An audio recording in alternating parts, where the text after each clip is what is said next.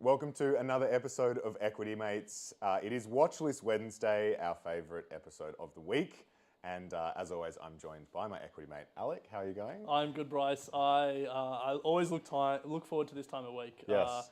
We're going to talk to an expert about 3 stocks on her watch list. So I think let's not dilly-dally anymore. Yeah, but I need to comment you've walked in with no notes. Yeah, so no notes. I'm obviously feeling very confident. Well, we've been doing this for 3 or 4 weeks now.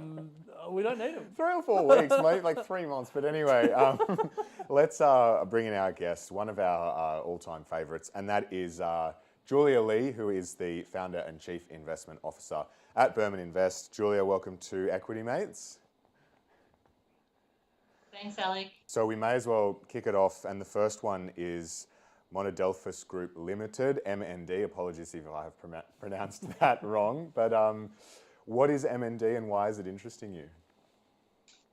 So Monadelphous is a mining services company, and they mainly deal in areas like iron ore as well as oil and gas. And if you've been following commodities in 2021, iron ore prices have been at record highs, and we've seen oil prices also at year highs. So these commodities are performing really well. In fact, Monadelphous has clients like BHP Billiton, Rio Tinto, Fortescue, Vale, and it is considered to be the premier mining services company that's listed here in Australia. One of the things though, even though we are seeing commodity prices booming, mining services companies haven't really kept up with the share price rises we've seen in the miners. In fact, looking at Monadelphous' share price, and in 2021, it's down by 20%. That's despite during the February reporting season, Monadelphous actually coming out with a better than expected result. I think there are a few things happening in this space at the moment. And for me, we're seeing a bit of an inflection and a transition point for mining services. You guys will know that I like to think of things in terms of cycles. And when you look at the commodity cycle, it's the miners that start moving up first, and then the mining services, there's a bit of a lag, and then you start to see the mining services moving up as well.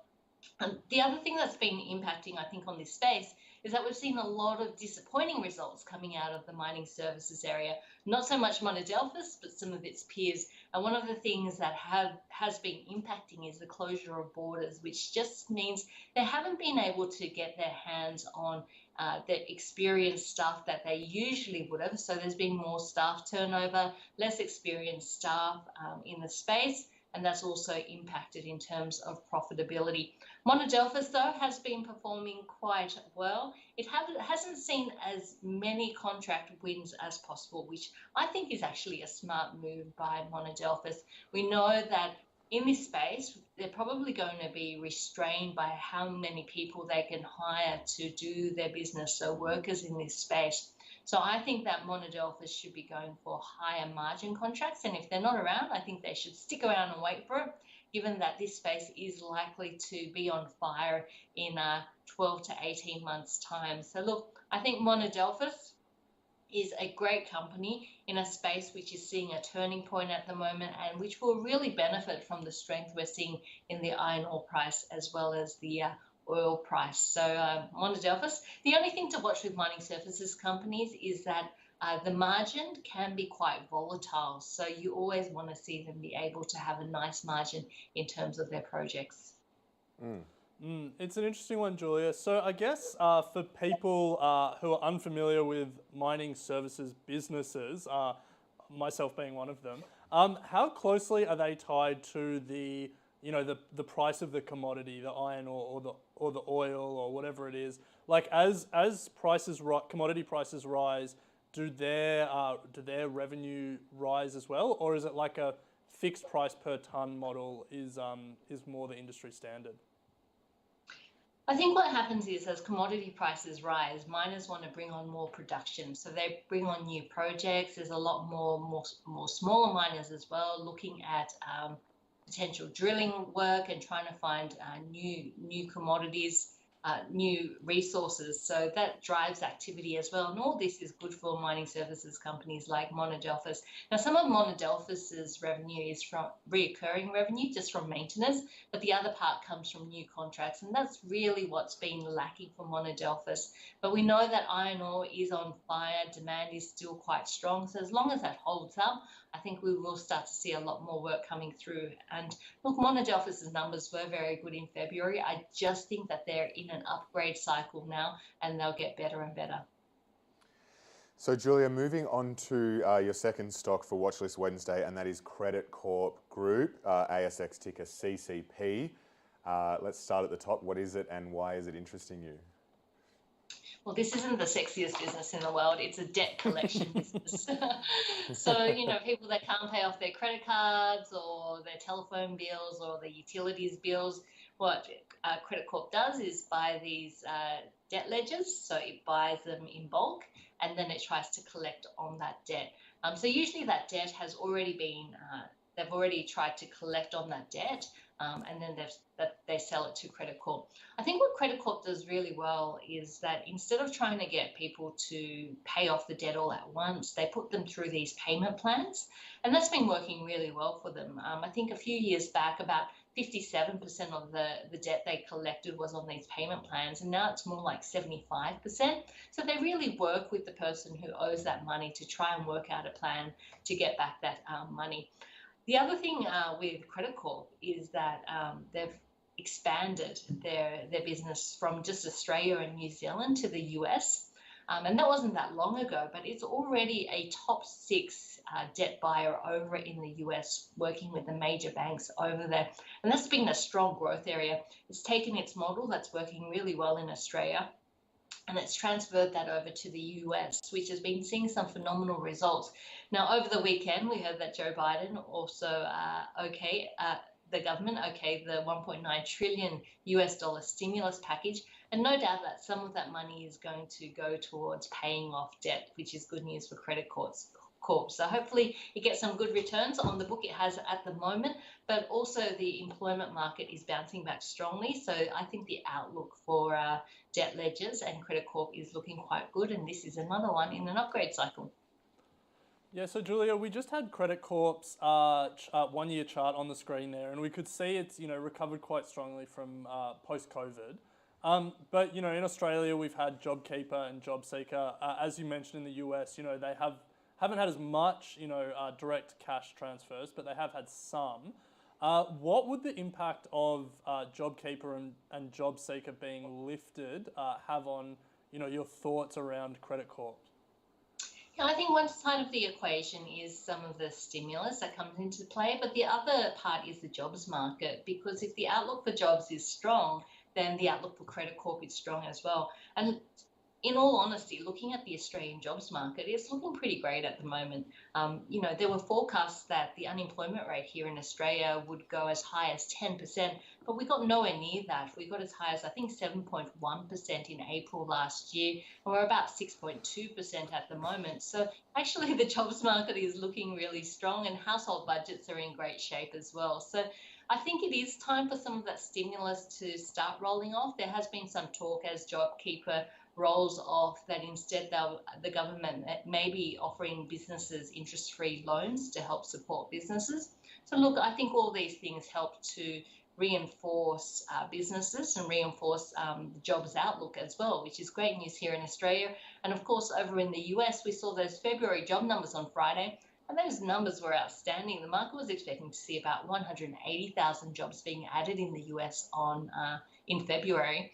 And instead, we saw about double that number, 360,000. So looks like the jobs market over in the US looking pretty good too. Wow.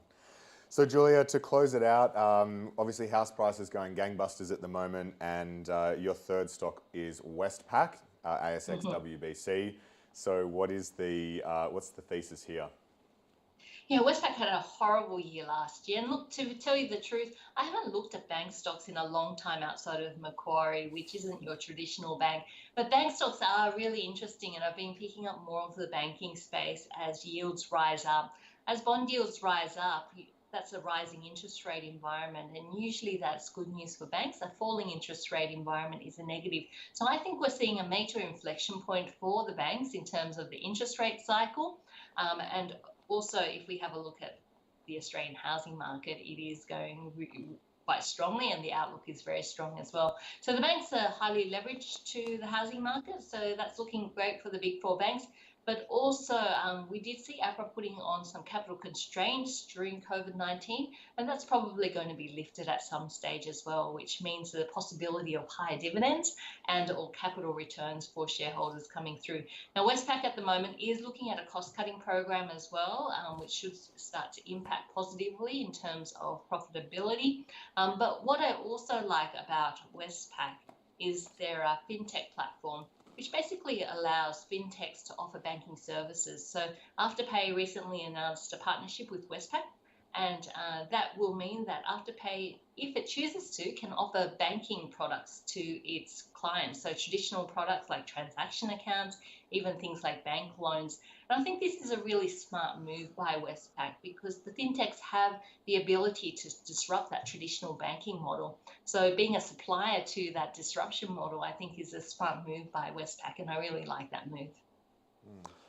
So Julia, all four of the major banks are sort of trying to move into that fintech space in different ways. All four are benefiting from the booming housing market, and all four will benefit from a rising interest rate environment. So I guess the question is, why Westpac out of the big four? Yeah, I mean, Westpac traditionally has a pretty strong banking unit, business banking unit, and same with NAB. So out of the big four at the moment, I probably prefer Westpac as well as NAB. But looking at the big four, there's not a huge difference. If you are concerned about capital return, or you're looking for capital return, well, Commonwealth Bank probably has the best ability to return capital because it has the strongest capital on its books. But I like Westpac because of that fintech story and that platform, that partnership with Afterpay. And it's in a segment, the millennials, which traditionally Westpac isn't very strong in. Usually it's Commonwealth Bank, which is much stronger with the younger generation. So I think it's a smart move for Westpac in an area and demographic that they're not very traditionally strong in. Yeah, Commonwealth Bank, traditionally strong in that area because they used to come to our school and give us Dolomite tickets. Well, Julia, as always, it is an absolute pleasure to chat with you. Thank you for sharing your three stocks. Just to run through them again, ASX tickers MND, CCP and WBC. I'm sure we'll get you back on in a month or two to share more on your watch list. But as always, thank you very much for joining us on Equity Mates. Always love chatting with you guys. Thanks for having me on. And that is all we have time for today. If you would like more information on Equity Mates, head to equitymates.com. Otherwise, you can email us at contact@equitymates.com or sign up to some of our newsletters, which are at equitymates.com/email. Basically, go to equitymates.com. Basically, go to our website.